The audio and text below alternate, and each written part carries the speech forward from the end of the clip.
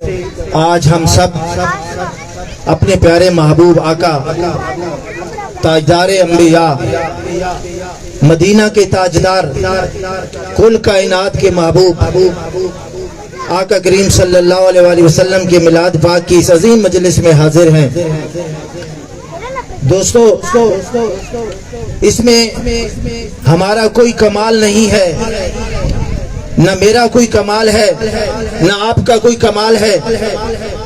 کہ اتنا پنڈال سج گیا حضور کے میلاد میں، حضور کے ذکر میں۔ خدا کی قسم،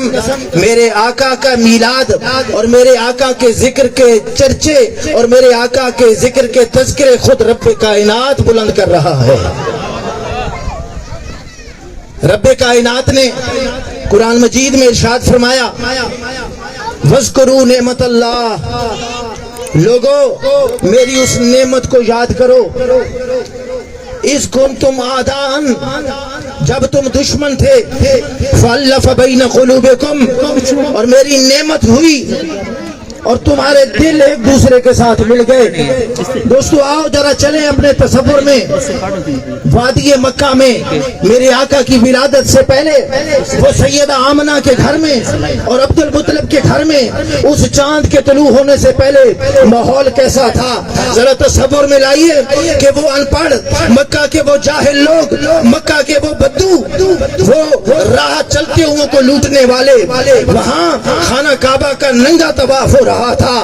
وہاں پر لوگوں کی عزتیں محفوظ نہیں تھی، جو چاہتا جس کو لوٹ لیتا، قتل و غارت تھی، دشمنیاں تھی، قبائل ایک دوسرے سے لڑتے تھے، قتل و غارت 40 سال تک جاری رہتی۔ پھر کیا ہوا؟ رب تعالیٰ کو اس قوم پر ترس آیا، میرے اور آپ کے ایمانوں کے آقا کا میلاد ہوا، حضور تشریف لائے اور اللہ تبارک و تعالیٰ نے قرآن کی آیت میں اس نعمت عظمیٰ کا ذکر فرمایا، وَاذْكُرُوا نعمت اللہ، لوگوں آؤ میری اس نعمت کو یاد کرو کہ جب تم دشمن تھے، تم لوٹ مار کرنے والے تھے، تم ایک دوسرے کو دھوکہ دینے والے تھے، تمہیں وہ محبوب ملا، فَأَلَّفَ بَيْنَ قُلُوبِكُمْ، اس محبوب نے آ کر تمہارے دلوں کو ملا دیا، فَأَصْبَحْتُمْ بِنِعْمَتِهِ إِخْوَانًا،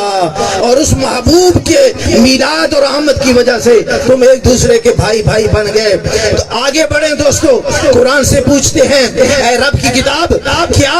اس نعمت کو صرف یاد کرنا ہے یا کچھ آگے بھی بڑھنا ہے؟ خدا کی قسم، رب کا کلام پکار کر کہہ رہا ہے، وَأَمَّا بِنِعْمَتِ رَبِّكَ فَحَدِّثْ، صرف یاد نہیں کرنا، جب تمہیں میری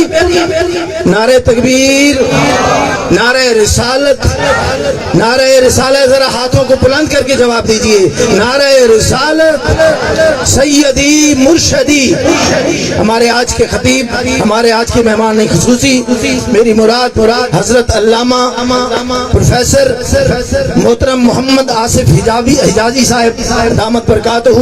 شاگرد رشید حضور شیخ الاسلام ڈاکٹر محمد طاہر القادری فاضل، منہاج القرآن انٹرنیشنل یونیورسٹی، آج ہمارے اسٹیج کی زینت بنے۔ دل کی عطا گہرائیوں سے اپنی طرف سے آپ سب کی طرف سے آپ کو ویلکم کرتا ہوں۔ دوستوں میں عرض کر رہا تھا، بس ایک دو جملے میں اپنے مہمان کو میں مائک سپورٹ کرتا ہوں۔ خدا کی قسم، جب قرآن سے پوچھا، اے اللہ کی کتاب، صرف اس نعمت کو یاد ہی کرنا ہے یا کچھ اور بھی کرنا ہے؟ جواب آتا ہے، قرآن تو پڑھیے، وَأَمَّا بِنِعْمَتِ رَبِّكَ فَحَدِّثْ، صرف یاد کر لینا کافی نہیں لوگوں، جب وہ نعمت عظمیٰ مل گئی ہے، وہ رب کا محبوب آ گیا ہے، اب تمہارا فرض بنتا ہے اس نعمت کے چرچے بھی کرو، اس نعمت کے تذکرے بھی کرو۔ تو میں کہتا ہوں کہ تذکرے دوستو، چرچے جو ہوتے ہیں وہ کمرے میں بیٹھ کے نہیں ہوتے، چرچے صرف نوافل پڑھنے سے نہیں ہوتے، چرچے صرف روزہ رکھنے سے نہیں ہوتے، چرچے صرف ذکر کرنے سے نہیں ہوتے، چرچوں کے لیے پھر محفل سجانی پڑتی ہے، چرچوں کے لیے پھر ساؤنڈ لگانے پڑتے ہیں، مصطفیٰ کے تذکرے کو عام کرنے کے لیے دوستو پھر لوگوں کو دعوتیں دینی پڑتی ہیں، پھر حضور کے عاشقوں کو بلانا پڑتا ہے، پھر سٹیج سجانا پڑتا ہے، میرے مصطفیٰ کے چرچے کرنے پڑتے ہیں، تذکرے کرنے پڑتے ہیں کہ لوگوں آؤ، آج آج اس آقا کا میلاد ہے جس آقا کے میلاد کے صدقے سے یہ کائنات سجی ہے،